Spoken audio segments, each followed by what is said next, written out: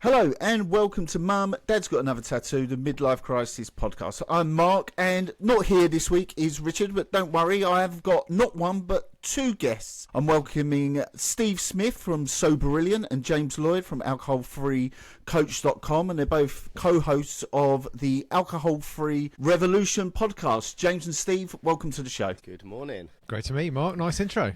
Well, no, easy when you have guests with as much material out there as you. So we've had a series of on Dry January.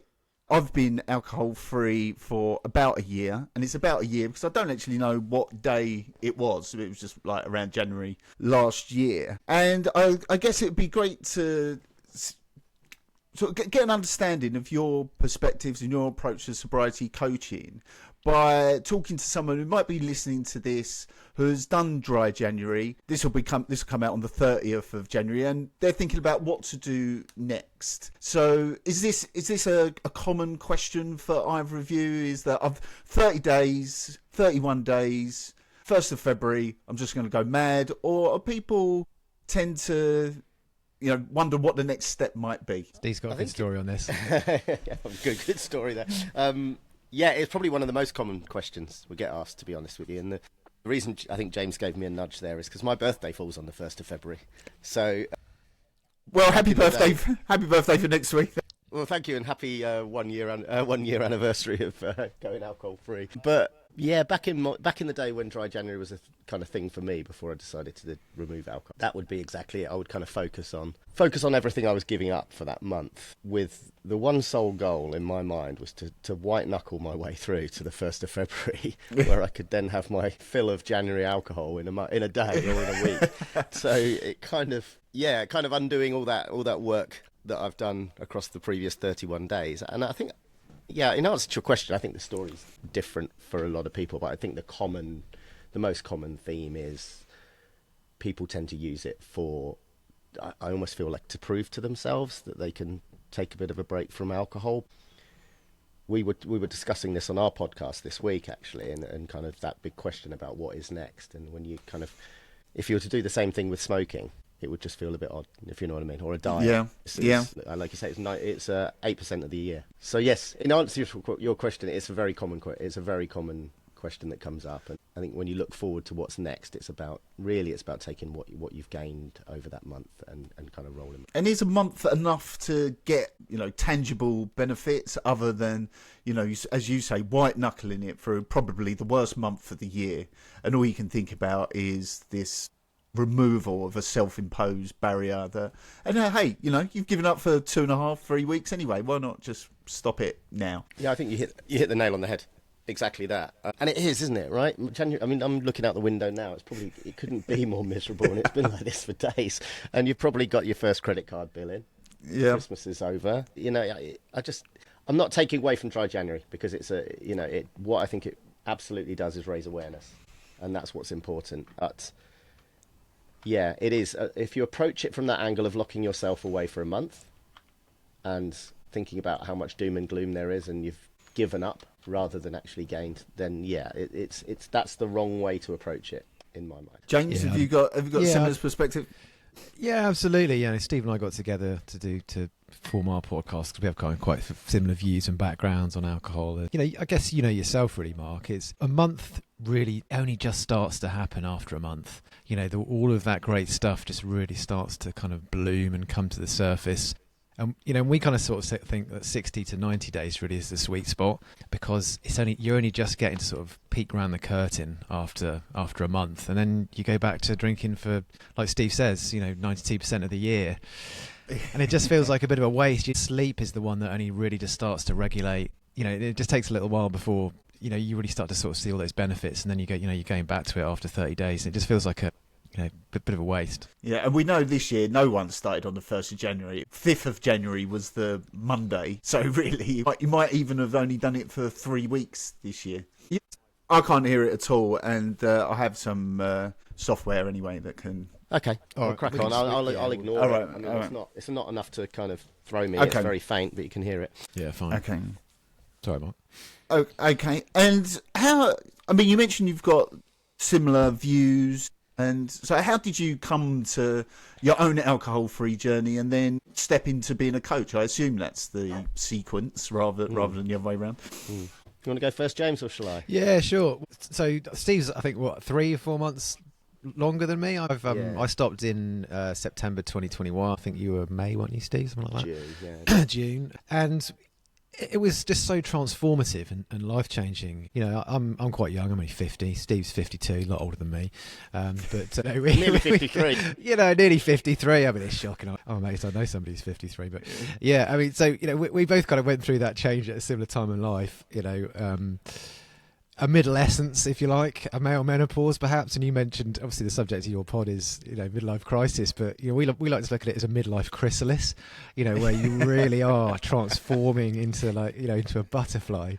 And, you know, going alcohol-free, it was kind of like a bit of a trigger for that, really. And, you know, neither of us were alcoholics. You know, we were both relatively, I wouldn't even say heavy drinkers. You know, probably drinking a few beers most evenings, a bit of a binge at the weekend, but socially acceptable stuff, you know, normal drinking. You'd never look at us and go, oh my God, that guy's got a problem. You know, normal stuff. And, you know, after, certainly for me, a few years of wanting to go alcohol free and kind of stop, start, ever longer breaks, I eventually kind of got it over the line, and it just changed my life. It was absolutely transformative. And I just kind of arrived at a place where I was approaching midlife, and it just inspired me so much, the change that I went through. And I just thought I can help so many people achieve the same thing. The target audience is limitless, you know, because 82% of the population drink alcohol. It's completely normalised. And I just thought it's such a powerful thing to remove alcohol. Sometimes I think we look at alcohol in isolation as just being, well, I can't have a beer, I can't drink. But we don't think about the fact that it's a keystone habit, that it affects so many other systems in our body, you know, diet, exercise, mental health. All of these key pillars of health and wellness are impacted by alcohol. And when you remove it, the transformation, and obviously I'm speaking to the converted here, Marc, because you've been through it, you've been alcohol free, you know, the change is just enormous. And I just wanted to help other people do experience the same thing. So I trained as a coach for a year and a half, you know, and then I started coaching on the side alongside my full-time job. Now I coach full time, and it's just brilliant. I just absolutely love it. And I know, you know, Steve will tell you a very similar story for him, but it's very common. It's really common. Yeah, and do you think the rise of better substitutes is helping that? The alcohol-free booze, for example, is probably one of the biggest growth consumer products around at the moment. And because I was saying recently, there's only so much sparkling water and Diet Coke you can drink on a night out. And it does also make you a little bit on the outskirt. Or if you're say you're in a pub, I don't go to pubs very often anyway, but on the occasions that you do, if you're othering yourself there by having not a beer, it becomes a topic of conversation. And one of the things I've really pushed back against, and I don't know why, is this idea of, you know, Marc doesn't drink. I don't like that being part of, you know, a descriptor for me. Or, as you said, you're like, congratulations on being I don't think it's something I want to be congratulated for. Does that make to, like, where's that coming from, do you think? Or is it just like my own narcissism? Yeah, I think, yeah, you're right. And it's a very different experience. Everybody's reason for going alcohol-free is a different experience. And I totally get where you're coming from. In my own experience now, going to the pub, for me, it doesn't bother me at all. It took a little bit of time to get there, absolutely. I think the rise of alcohol-free alternatives, yeah, absolutely, because I'm just glad I didn't try to go alcohol-free 10 or 11 years ago and blow the dust off a caliber bottle off the back shelf and try and pretend that I liked it. But you can go to the pub now, you can have a beer that I believe now, maybe I've been away from alcohol for so long that I think it tastes just as good, and the only difference is it doesn't have 5% written on the side, it's got 0. Not all of them, there's some pretty god-awful ones out there, but generally, you know, there's some great alcohol-free alternatives out there, particularly when it comes to beers and some spirits. My story's slightly different. Well, not slightly different. I come from a 35-year hospitality background, so I sort of started out as a cocktail bartender, and I was surrounded by alcohol in the West End, and I kind of travelled the world flipping bottles around like a wannabe Tom Cruise. And alcohol was massively part of my life, certainly in the West End, drinking till you had to go back to work in the morning, often in my 20s. And In my 30s was the same. It slowed down a little bit, but I stayed in hospitality and moved into management. By the time I got into my late 30s and 40s, I was in sort of senior level management. So we were still going out drinking, but it was on the corporate cards and kind of entertaining and what have you. So like James, I tried to make a few stops here and there. None of them really seemed to stick, and I then sort of went alcohol free in 2020 after about 8 or 9 years after becoming a dad. And that was kind of the decision for me. So the reason for my journey and the reason why I don't... alcohol just bears no significance to me now. And because I know that I'm a better dad, and because I know hopefully I'm a better husband, my wife's around. And yeah, it's given me so much. I got made redundant last year. I took that as a massive opportunity rather than a kick in the teeth, which it felt like, of course, but I then decided to turn that into a full-time career. So I just see that going alcohol-free has given me so much more drive in terms of that area. So I guess that's where the congratulations came from, because I know how great it's made me feel. But I also get that there's so many questions a lot of the time about how other people may see it, and obviously your experience may be slightly different, Mark. Yeah, funny enough, my experience is very similar to yours. Last year, I also got made redundant as well. Okay. towards the end of the year. Situation since rectified itself. But I guess the positive thing for me was that I didn't think, wouldn't it be great to have a beer or wine was really what I would drink as well, and having a glass of wine. Didn't even cross my mind that would be an option. And I think the lack of that had given me the energy to pursue whatever you've got to rectify your personal situation. And I do think the energy and the focus and the drive was there because it's happened to me before, and I did drink during the last episode, and I don't know whether this is just a coincidence or not, but that period lasted longer than this period, and I wonder if it was a contributory factor. Guess we'll never know. But I'm thinking about sobriety coaches as well, because before I started looking into this, I guess there was this idea that either you're an alcoholic, that you had a physical or mental addiction, and that required 12 steps AA type programs, or you didn't, and therefore you could just do it on your own. And so I'm just interested where you see sobriety coaching fit in on that spectrum, because I'm sure it's much more complicated than I've just outlined. Yeah, I think you're spot on. I think we grow up with this idea that drinking is very binary, that it's very black or white. You're right, you're completely right. You're either an alcoholic or you're having a wonderful time at the party like everybody else. We cross this mythical line where we go from one stage to the other. But the reality is it's just not like that. Alcohol is on a spectrum in the same way that mental health is. The medical profession now don't really use the term alcoholic anyway. It's alcohol use disorder, because it's a much more better way of articulating that spectrum. And Steve and I talk a lot on the pod about middle lane drinking, or grey area drinking, which is effectively sits in between teetotalism or dependent drinking. And effectively, anyone who drinks on a semi-regular basis is somewhere within that middle lane. Some will be further along than others, but it kind of changes your perspective. And I think part of the reason why a lot of people choose to carry on drinking is because they have the perception that, well, if I'm not an alcoholic, then why would I stop drinking? One of the things, and you might be able to relate to this as well, Mark, is that when you say don't drink or I don't drink anymore, my perception is that people are thinking, oh right, you had a problem, did you? Or you used to be an alcoholic, and then they start tiptoeing around the situation, be like, oh right, oh shit, it went wrong, did it? And that's not true. This idea that you have to have a rock bottom to want better for yourself is absolutely bonkers. And Steve and I were saying that we pull out virtually every episode on the pod, which is when you're inside the jar, you can't read the label. And that pretty much describes the situation. That's what's going on.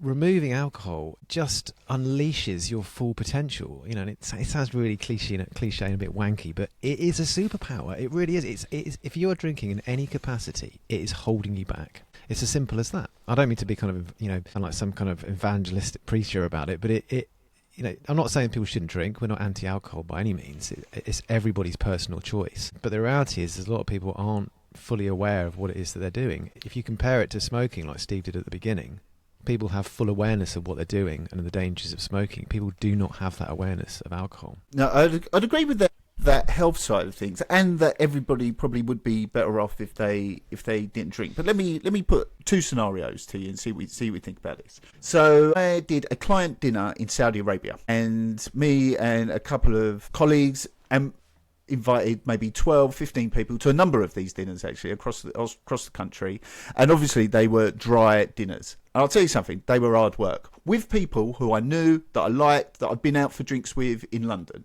But just in that particular setting, it never ever got loose, and there was that relationship building side of things where, you know, you sort of blur the lines between work and a personal relationship, never really materialised. Conversely, when I wasn't drinking, I went to another client dinner in Edinburgh, and that was boozy, and that was much more convivial. And so my point of bringing that up is that if everyone does, as we say, give up alcohol, never have a drink, most of your social events are going to be like the Saudi version rather than the Edinburgh version. That's my argument. I'm happy, or my straw man, if you like. I'm happy for you to. You're absolutely right to bring that up, and I'm not taking away from that. But the way I see this, and from looking from the outside, is who were the people you took over?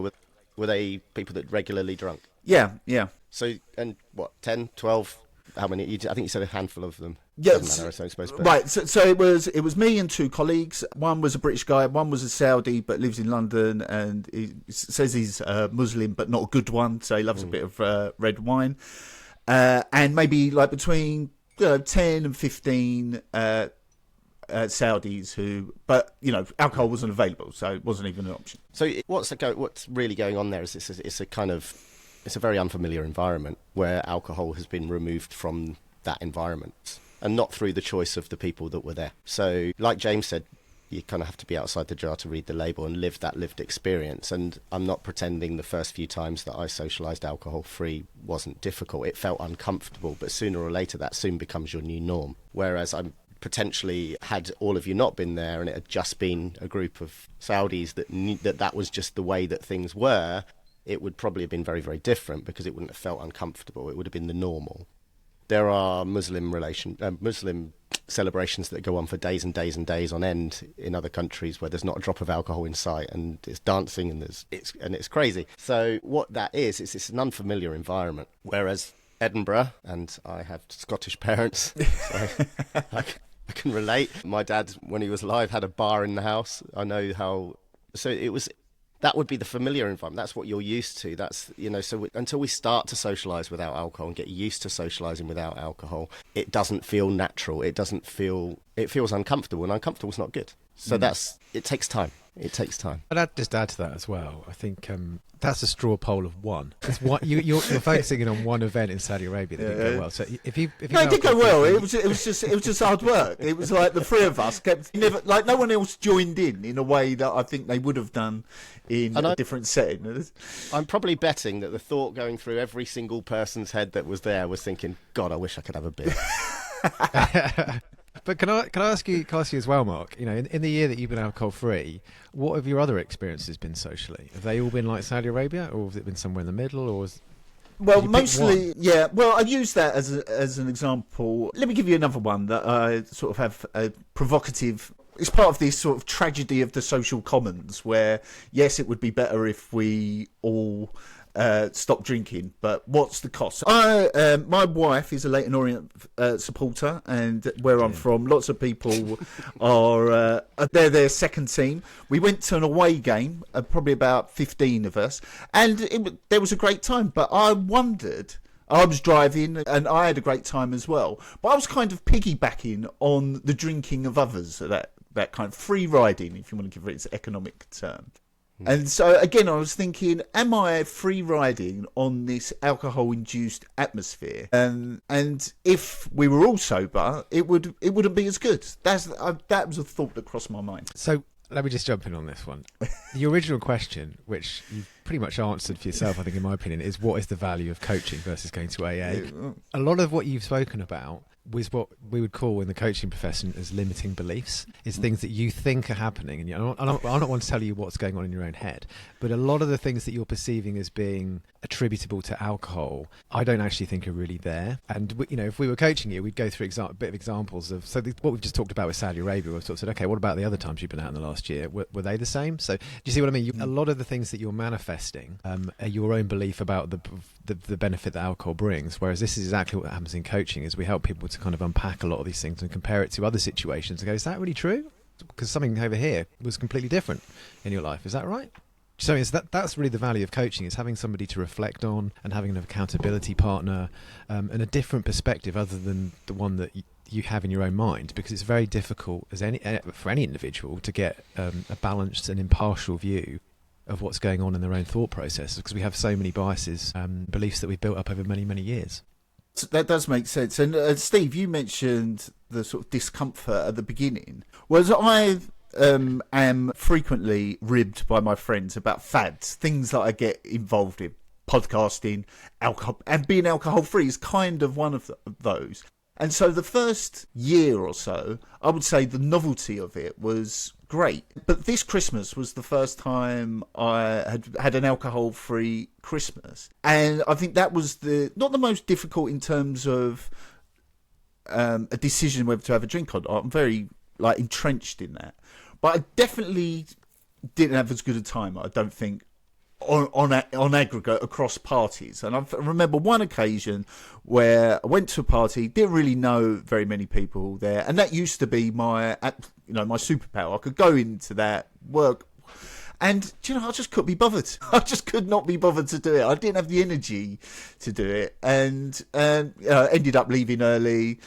My wife was pleased about that. She's a great believer in drink. She still drinks, and she's a great believer in the 3 till 9 drinking window, which means you can go to bed nice and early, have a good night's sleep, and then get up the next day. So I can see James is sceptical about. I'm not saying day of the week. No. I'm not saying every day of the week, but if there is anyway, that's a sample size of one. But anyway, I'm just saying that I'm now in the novelty is worn off, and everyone who knows that I don't drink anymore, so it's not even a topic of conversation. And it's just like the tough middle bit, which is where fad pursuers like me, I guess, would struggle. Yeah.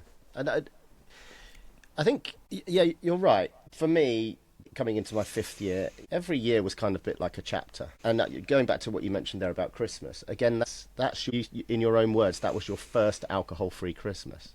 That becoming, shall I use the word comfortable, I'm not sure if that's right, but becoming more familiar with life alcohol-free and the benefits that come, you have to have a number of those alcohol-free firsts. James, as you've probably guessed by now, likes a quote.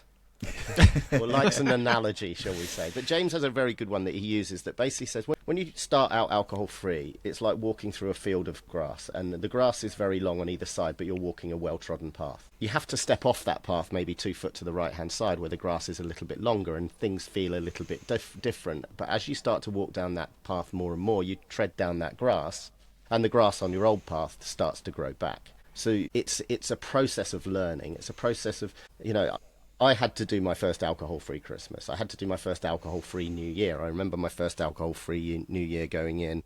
It was with a group. I'm a dad, so it was a group of NCT friends. We were in someone's house in the kitchen. Everyone was drinking. It was a big house party, and it kind of was. I just was relying on alcohol-free beers that night, and yes, I felt awkward. It felt different. I wouldn't say it was a great night, but it felt different. But this moment came about just coming up to midnight, and I looked around, and there was a kitchen full of pissed people dancing, and I had full clarity and awareness of the fact that was going on. I just thought, you know what, bollocks to it, I'm just going to get up and dance. And I realised no one cared. No one even was looking at me. And I would have normally taken several drinks to do it, but once I did that, it was a bit of an epiphany for me. I was like, actually, 80% of the people, or 90% of the people in the room don't give a shit what you're doing. They don't care. It's our own, as James says, limiting beliefs of what we feel. But once you've ticked off that first Christmas, once you've ticked off that first all-inclusive holiday, stag do, wedding, whatever it happens to be, and that's where having a prolonged break is better than dry January, because in dry January you're going to lock yourself away for a month and think how shit the world is. So you're going to come out with that negative standpoint. But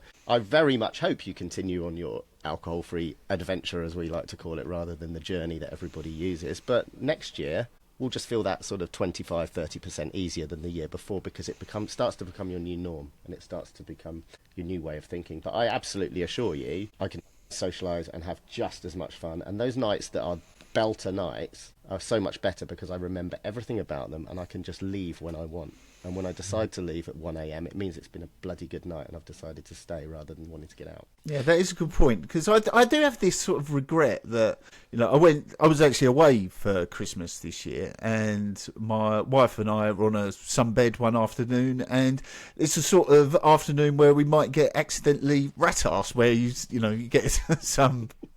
And, you know, it's that can be a lot of fun, and I've kind of denying her that experience, if you like. I mean, she can drink, I'm not making any encouragement one way or the other about what she should do, but I feel like a little bit guilty in that I am denying her that those riotous nights. I feel like I'm not actually going to have any more. And for the first time, as I get to the sort of the end of the beginning, if you like, is that, you know, I kind of miss being a bit pissed. I mean, I don't miss the hangover side of it, and it's really that cost-benefit analysis that drove the decision. But that's all there in the background now, now that the novelty's gone. I think there's quite a few things here, actually, that I just wanted to just go over a little bit more. I feel like you're getting a free coaching session from Steve here. It's not free, I'm typing out the invoice while you're speaking.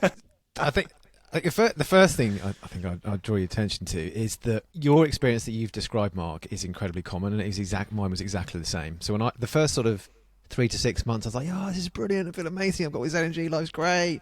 And then when I got to about a year in, it'd become my new normal, and the novelty had worn off. It was just, it is what it is. But then when I got to about a year and a half, it all kicked back in again, and I had this sudden burst of, oh my God, I feel incredible. And part of the reason why that came about, and again, this is something that I hear about in coaching all the time, is the compounding benefits over time all of a sudden really hit you like a train. So things like, I don't know what you like in terms of exercise and diet and things like that and sleep, but certainly, you know, whether or not you exercise or eat a good diet, that if you do, then great, that all compounds over time. But sleep, so you mentioned there that, you know, your wife drinks sort of 9 till 3 till 9, so she gets good night's sleep. She doesn't, because alcohol trashes your sleep. You might be sedated and fall asleep, but you don't get quality restorative sleep. So when you've got that quality restorative sleep consistently night after night for a year and a half, the benefits of that are just phenomenal. And then you layer in good exercise and good diet,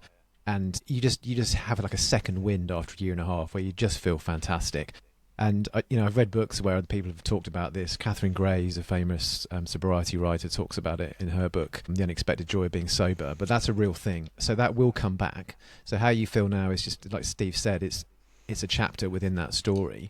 The other point I wanted to mention that you spoke about with regards to, you feel like you're denying your wife, afternoon by the pool drinking. You also have to look at alcohol and sobriety in a more holistic view, in terms of everything in life is a trade-off.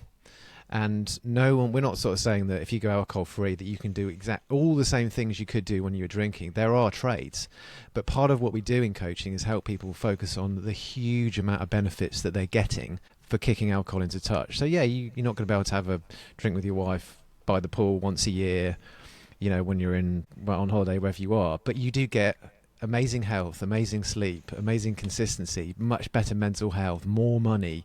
I could go on for hours and hours about the benefits. But yeah, it's a trade-off. Everything in life is a trade-off. And so you have to look at it really from more of a wider picture than just kind of drilling into, but I can't do this one thing, but I've got all this shitload of laundry list of amazing things that I get instead. Does that help? I'd agree. Yeah. Sorry, it sounds like therapy. I mean, well, go ahead, Steve. Sorry. I would go so far as to say, you said there, James, you can't have a drink by the pool with your wife. You absolutely can. I mean, my wife still drinks. And I'm lucky enough that I've got a really good core mates. My mates I've known since I was 5-6 years old, maybe 10 for some of them. So we've known each other all our lives. And these are mates that I've been to the Oktoberfest with. Some of them moved to Munich. I've had the debaucherous evenings out with them, but they are genuinely my best mates, and my connection with those guys is exactly as it always was. Yeah, but and sometimes genuinely I get swept up in them being pissed when they're out. I do. I get that feel. Because I know that, because it's the company, it's the connection with those guys. Going to a I mean, I work for myself now, but previously, maybe going to a works do with people you don't know, it feels different, and it takes a different level of approach. But you absolutely can, and I don't feel like I deny my wife the fact that she can have a drink. She still has a drink. In fact, what I've done is I've gifted her the fact that I don't lie in bed snoring every night and keep her for 8 hours. So, and a free taxi whenever she needs it. So there's a good trade-off there for her too. Yeah, no, I get that. I mean, I wouldn't say these are like deeply held thoughts. They're just like things that have flitted across my mind over the last year or so, and I wonder if they've flitted across other people's minds, or either considering this or on their own adventure, I'm going to use that word as well from now on. I just wanted to ask you a question a little bit about your own identity as well. As you, like James, you said you were doing this on the side for a bit and then became an alcohol-free coach full time. Was that something that was a difficult transition for you to make as well? I don't know what you did alongside that, but does that make sense? No, I think so we did a pod on this last week actually, but identity is a huge part of going alcohol free, because I'm sure it's the same for all of us on this call. We probably drank for 25, 30 years, and that's what we did, and that's who you are. I can hold my drink, I like to go to bed last, or whatever it is. I'm a connoisseur of red wine, or whatever your thing is. But it's part of who we are. But because we were a certain way in our 20s and 30s and 40s, it doesn't mean we're going to be the same way in our 50s, 60s, 70s and 80s.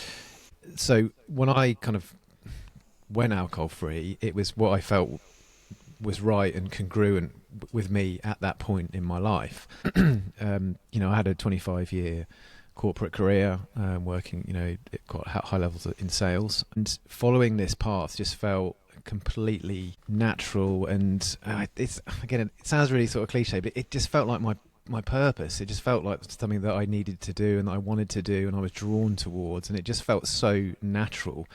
And it's just something that lights me up. I think we talk a lot as well on the pod about there's quite a famous book called The Second Mountain by and it's all about midlife, and with your pod, if you haven't read it, you definitely should, because it's all about how the first kind of 20 or 30 years of your life you climb a mountain which may be about career or about family, and then when you get to midlife you suddenly get to the kind of top of this mountain and you're like, what now? What do I do now? You don't keep climbing the same mountain towards retirement. You want something different, and for a lot of people that is about giving back or doing something that feels a bit more purposeful. Particularly for someone like me, I don't have children, so it's always just been about career for me, which is kind of quite self-serving.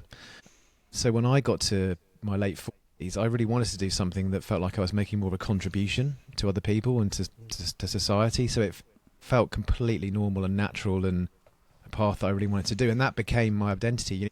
You mentioned earlier there about being in the pub and having to say, "Oh, I don't drink anymore." It's something that I really own and I'm really proud of. I love the fact that I don't drink. I don't want to come across as somebody who's like trying to be all holier than thou, or I'm better than you, or anything like that. It's something that I chose to do, and it's something that I'm deeply proud of. So I'm very much like, yeah, I don't drink, but you got an issue with that? What's the problem? Yeah, it's great. Why not? Yeah. No, I do feel that. Go on, Steve. Sorry. No, similar thing to James, really. I mean, yeah, the choice initially was to go alcohol free, but I got into coaching initially because I followed podcasts and I heard other coaches speaking, and myself and James trained alongside Andy Ramage, and so we kind of met. That's how we had originally met and decided to start doing a pod together. But it was the same thing. I just wanted to shout, "Look, this is amazing!" Look, let's give it. For me, I wanted to share all the benefits that I was getting, because it was a deeply personal thing to me to do it. But I didn't make that choice because I was pouring vodka on my cornflakes in the morning. It was a personal choice. It was initially for me it was to train for an Ironman. That's why I initially did it, and then I started to see the benefits, and it went from there. So 4 years down the line, I now coach people to do Ironman, and I coach people to not drink. So it's launched a new career path for me. That's really interesting, because I've got a similar dynamic going on where so this podcast genesis is from a photo on a beach in Thailand where I was about 2.5 stone heavier than I am now, and I thought, right, enough. But I had to get myself in shape by juggling family, work, travel to Saudi as well, and it's that. And the sort of framework that I've built around it is the sort of philosophy and underpinning of my own sort of coaching approach, which is it's in its infancy as well. I do have. I've got one 10-year-old daughter, so like the total freedom to pursue the coaching element is not 100% open to me at the moment. But that really resonates with me, that experience of, especially I've always used the mountain analogy as well, but not as two mountains. It's the fact that you're basically halfway up the mountain, and the skill set that's got you through the foothills and from base camp 1 to base camp 2 and 3, those two skill sets are completely different. So whatever worked for you to get you through Nepal and up to base camp 1, that's not going to work to get you to the summit. And that's the way that I'm thinking about it. And being alcohol free is definitely a part of that. I know I've highlighted some of the not negative sort of questions that I've had to myself over time, but ultimately just do not want to drink anymore. That is and because of all these amazing benefits, and that holiday over Christmas as well, I just think I had a better time. My average level of enjoyment was probably higher, even though maybe the peak wasn't quite as high. It wasn't attended by a valley coming soon after it. And I kind of feel that's how life has been, is that I've got on average, a much better enjoyment of life, and maybe it was one of those limiting beliefs, James, as well, that maybe I am at that peak. I just haven't realised it yet until now. I feel like you got me and Steve on to talk you down off the ledge. You've done that. No, I've not been on a ledge. I haven't been on that ledge. But it's, again, as I say, some of these things have just flitted across my brain, and I wonder if people listening to this who are either considering doing something similar, to try and give the map and all the waypoints along the way. So if there is somebody listening to this who either wanted to do dry January and feel like they've failed, or what should they do? What's the first thing they should think about, say, tomorrow, when it's Saturday, it's the weekend, but I don't want to drink? Is there a good first step that somebody should take? Well, a great first step is downloading the Alcohol Free Revolution podcast. Link in the description. I'll give you some inspiration. Link in the show notes. I think it does all start with that first decision. And you mentioned there if someone fails. So I don't know if you were talking about it in this context, but let's say, for example, someone did do dry January and they get to the second or third week and they have a drink. And the word that you used, I've failed, because we have this concept, and this is what we also use a lot in coaching, is that, I had a drink on the second week, so I'm back to square one. Well, we're not, because actually you've done 14 days without a drink, which is something you maybe would never have done before. Or if you do 3 weeks, you end up doing 95% of the month, and actually... Or if you continue the rest of the month, you've had a drink on one day, which is 98% of the month. And apart from skydiving, you'd take that as a pretty good result, right? To have that as a pass mark. So it's about that. There's a model of change. So we kind of work our way up this corkscrew. And if we slip, we drop down. What happened there? What did I learn? Because it's all just data, and then we just keep coming up, and then eventually we get to the stage where we have enough data to make a really informed decision for ourselves, and that's where we get to in 60-90 days. So that would be the first point into your question of feeling like a fail. But then second point, the very most asked question I get when people want to start making that first step, the first thing someone will do is check their diary. They'll go straight to, well, I can't possibly do that because I've got the rugby dinner next Thursday, next weekend, or whatever it happens to be. So they will always go to their diary. There will always, however, be something in the diary. So there was a fantastic podcast that unfortunately stopped last year, but one of their phrases, it was called Over the Influence, and one of their phrases on that was, Ben on there used to say, why wait to feel great? And it's so true. It's like, make that decision. There's no better time to start than now. If that question is in your head, and we started the podcast about talking about having what we might deem as a problem with alcohol. Ultimately, if you're asking the question yourself and it's bugging you, if it's a problem for you, whether that's a glass of wine a week or a bottle of vodka a day, if it's a problem for you, then you're right to address it, and there's no better time to do that than to start now. And I'd say give yourself a break. 3 months out of the 4,000 weeks that we're alive on the planet, to take 12 to just run an experiment, see who you are, take a photo every day, weigh yourself, journal. How are you feeling in the morning? What's different? Don't focus on, I missed out on Saturday night with the lads. That would be my first go-to. Yeah, those opportunities you think, well, I couldn't possibly do that without drinking. the summer holidays, the Christmas, the birthdays, the weddings. Those are the biggest opportunities, because those are the things that we feel. But that's the limiting beliefs coming out again. I couldn't do that without alcohol, it'd be impossible. But then you go and do it, and you come out the other side and you're like, oh my God. And all of a sudden then you've just got this extra layer of strength that you didn't have before. And that just that gives you that momentum that kind of propels you forward. And you spoke about having done a Christmas earlier, Mark. And when you come out and you've done that, you'd be like, "Well, that wasn't so bad. I've done it." And we talk a lot about on the pod about summer holidays and how different they are. And we think, "Oh, these are going to be shit if I'm not sat by a pool drinking for 15 hours." But actually, it turns out they're absolutely amazing without alcohol. They're way better because you did all sorts of stuff you wouldn't normally do, and it's brilliant. But we tell ourselves that it's going to suck because I've always done it this way for the last 20 years, and if I can't do that, it's just going to be rubbish. And then all of a sudden we've got this whole new thing that turns out it's actually fantastic, and then it just gives you that extra layer of strength. So things that are hard are valuable. Things that are easy don't mean anything. And let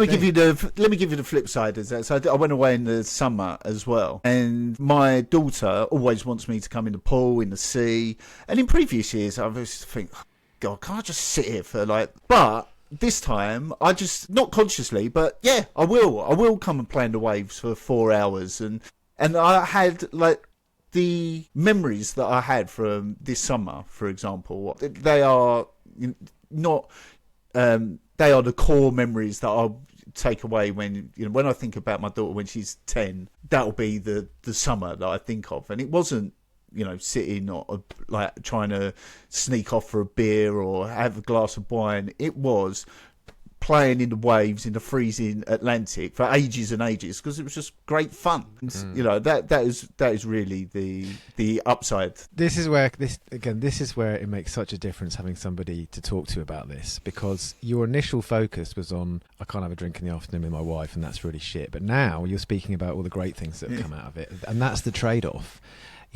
So that's where having a conversation with somebody who you can reflect on what's really happening, because we naturally as human beings focus on the negatives a lot of the time, and we focus on what we don't have. And Steve mentioned journaling there earlier. Journaling is a really great way of focusing your attention of all the things that you do have as opposed to the things that you want that you don't have. And mindset in going alcohol free is a huge thing, but that's very, very difficult to achieve on your own because you've only got your own perspective, and having somebody else there to ask questions that draw out an alternative perspective is really empowering for a lot of people. And another point there, and you just mentioned it, or you just brought it up there, Mark, as well, is, and this isn't in any way kind of guilt or anything like that, but James is talking about perspectives there. Your daughter's perspective of that holiday now will be her dad playing in the waves with her for 4 hours in the freezing cold, not her dad sitting by the pool drinking beer all afternoon. And so you're creating those memories, the ones that truly matter. And that's not to say that sitting having I'm a dad, I've got 2 young boys, and it is that, because we only get that 95% of the time we spend with them is before their 16th birthday, right? And then they're gone. Yeah. You can still have a drink by the pool with your wife. Yeah. You mentioned earlier about alcohol-free alternatives, alcohol-free beer. You can still do that. They give you the ability to keep the ritual. You can still have a beer. The only difference is it doesn't have a toxin in it. Well, that's the only difference. I had an alcohol-free cocktail, which is about a p less than the 12 quid gin one that my wife had, and I drank it in about 3 seconds. we had Denise Hamilton Mace on the pod last year, who's a low and no drinker expert, and we put this to her, not necessarily from the cocktail side of things, but the cost of alcohol-free drinks. And the sad reality is, unfortunately, because they are so still breaking the market and a lot of the innovation that goes into them, they're actually more expensive to produce than alcohol alternatives. So sadly, we are paying the cost a little bit for it at the moment, but the bigger it becomes, like anything with the economies of scale, those prices will start to come down. But yeah, alcohol-free cocktail, you've got a fruit juice, and probably a hot day, you probably went down in it. Yeah, it did. Okay, so if you are listening to this and you do want to go alcohol-free, then as James said, download the Alcohol-Free Revolution podcast. I had a listen myself. There's a Dry January special in there, but also lots of other guests to give their perspective and helps and tips. And even though I've highlighted some of the thoughts that I've had over the past year, I really have had nothing but positive experiences. So if anyone else is thinking about it, please go ahead. And if you would like to investigate having a sobriety coach to help you on your adventure, then Steve Smith at Soberilliant or James Lloyd at alcoholfreecoach.com should be your first ports of call. All that information will be in the show notes and the description. If you do want to get in touch with any of your own experiences with alcohol free or dry January or Stoptober, whatever it may be, please get in touch at dadsgotanothertattoo@gmail.com or on Instagram at dadsgotanothertattoo. But until then, thank you very much for listening, and thank you to James and Steve for joining us today. Cheers. Thank you very much. Cheers. Thanks a lot. See you later.